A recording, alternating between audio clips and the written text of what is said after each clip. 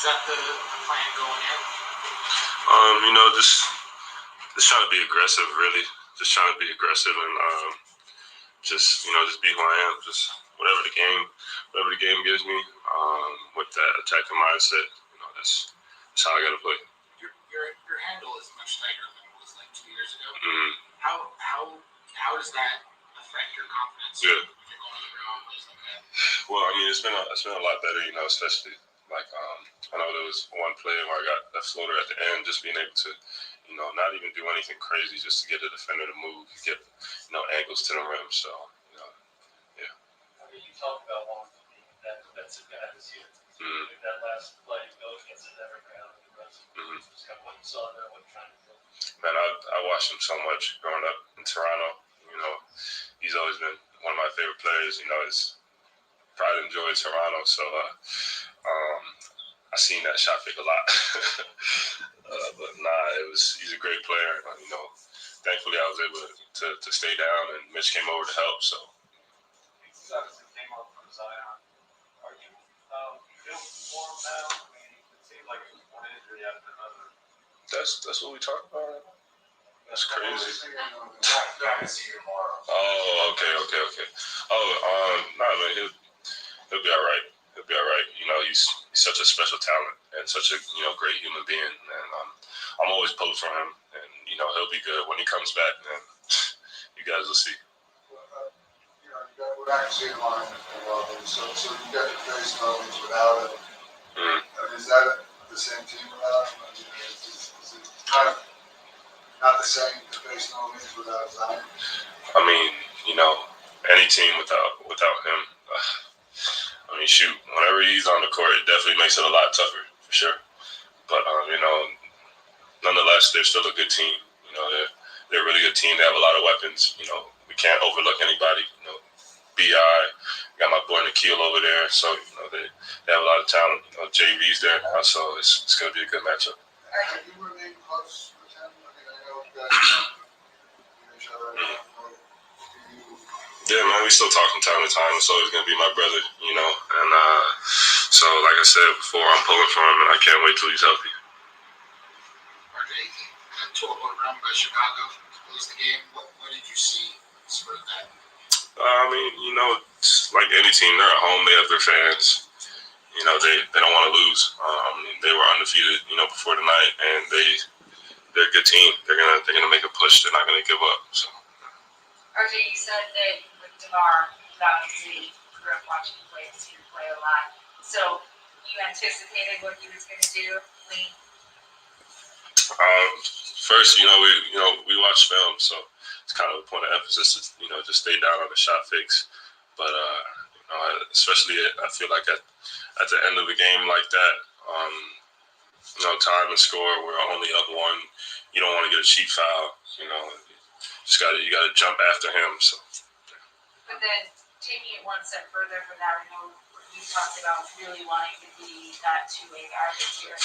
Do you feel now that when you're out there defensively, you're at a point where this happens a lot, where you feel like you can just inherently kind of predict what guys are going to do after spending so many years playing against them, studying them, etc.?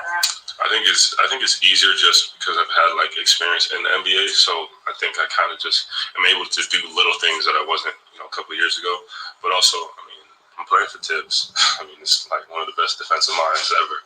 So, and we have a lot of help. We have Mitch back there, so I'm definitely not doing it by myself.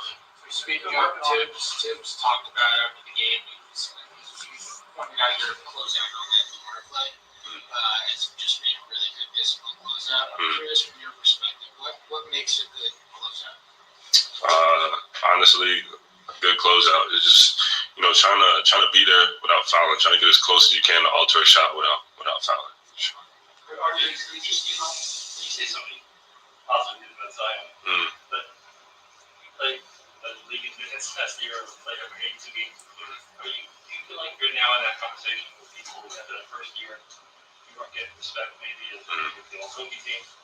Do you feel like you're where you should be in that conversation now with Zion?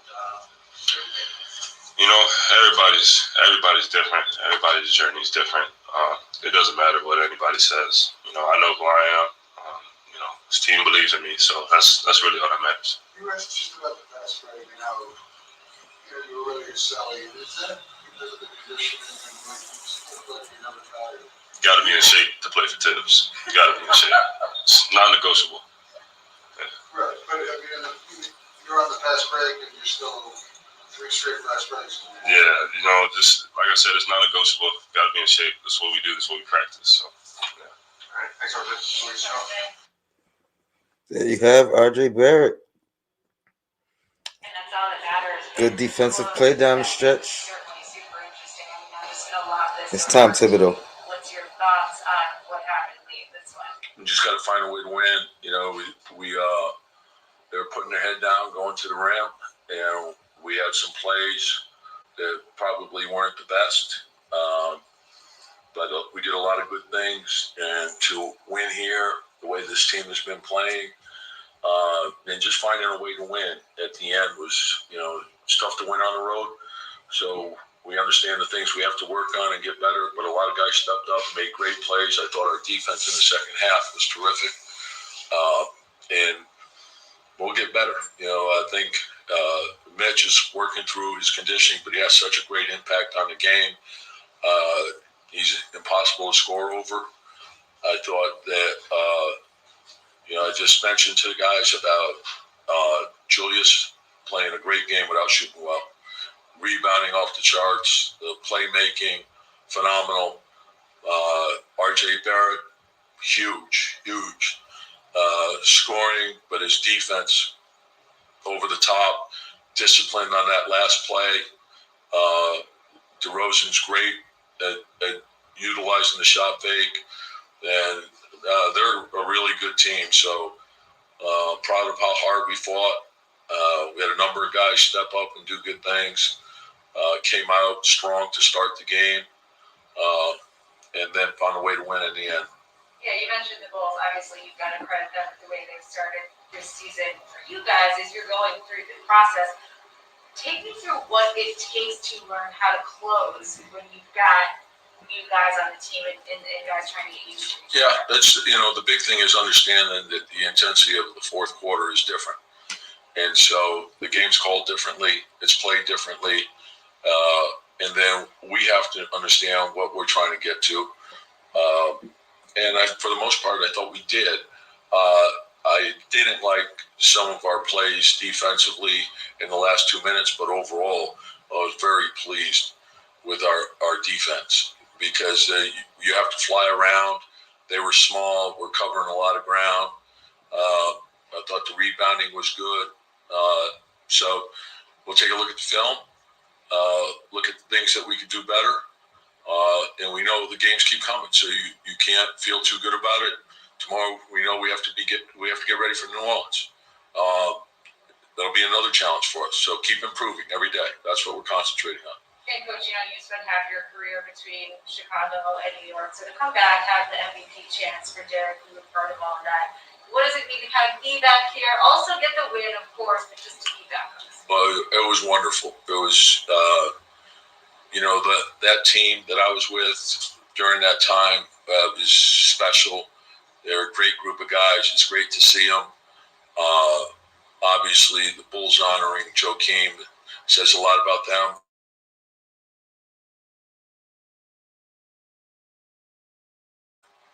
How satisfying is it? All right.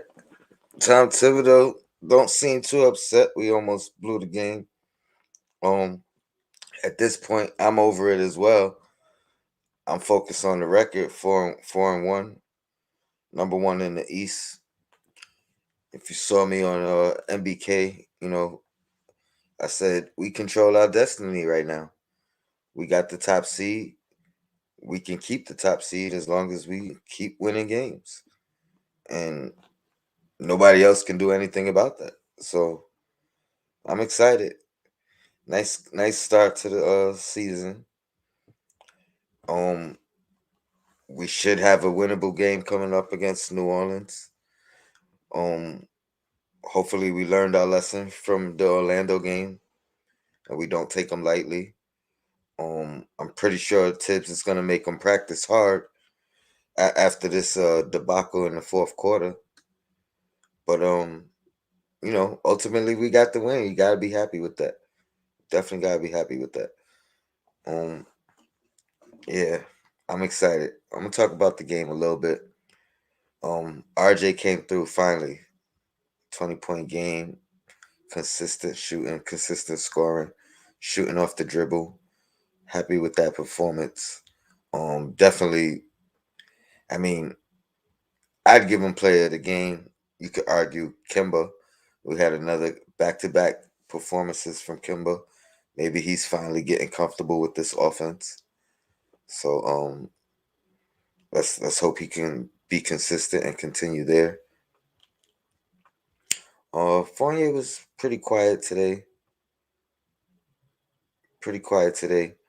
I will have to look up the stats, but I didn't see much from him.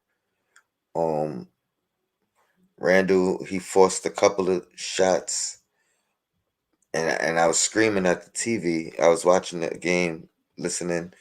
I mean, I was on the phone with my friend while we were both watching the game. He's a Bulls fan, so we was going back and forth the whole night. I was bragging most of the game into the fourth quarter. I had a little time delay, so he was ahead of me. So he done told me they won the game. I still had a minute left to watch, and that was heart wrenching and hurtful. But ultimately, good defensive play down the stretch by RJ. He said he want to be a two-way guy. I said before the season started, that's what we're gonna need from him.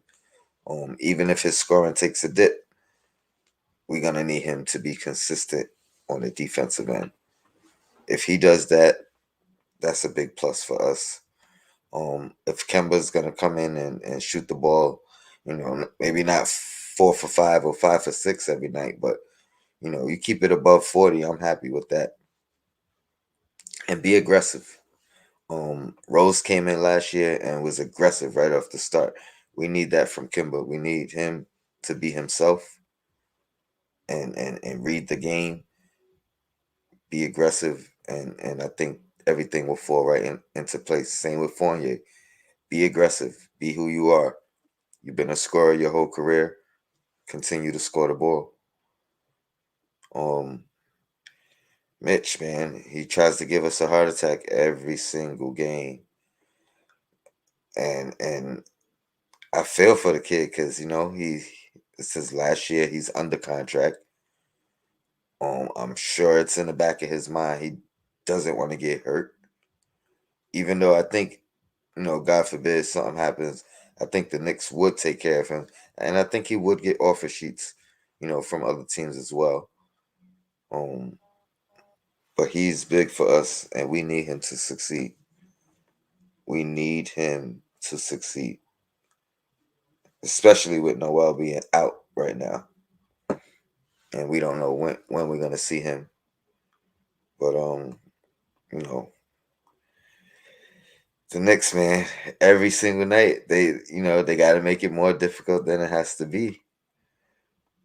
But I like that challenge, man, because let's get through all these bumps and bruises, these nicks and bruises right now, and hopefully, mid-season, after All Star, we really clicking on all cylinders, and if that happens to be the case, there's no telling where we could end up. There's no telling how far we could get in advancing in the playoffs. It's a beautiful thing that we're not necessarily a finished product yet. Everybody doesn't know their definitive roles yet, but we're still winning. So hopefully we continue to trend upward. Um we're gonna get a target on our back sooner or later. You know what I mean? The more we rise, the more we win. But we need to take care of the schedule and take care of the teams that we're supposed to take care of. Shock some of the teams that people may think that we shouldn't beat. Um, and take advantage of our opportunities. And there's no telling where we'll end up. But yeah, I just felt like talking a little bit, so here I am. Shout out to the chat. Appreciate you guys joining me. Knicks and Bruises. I'll be back Monday. Yo, Black is time. Peace.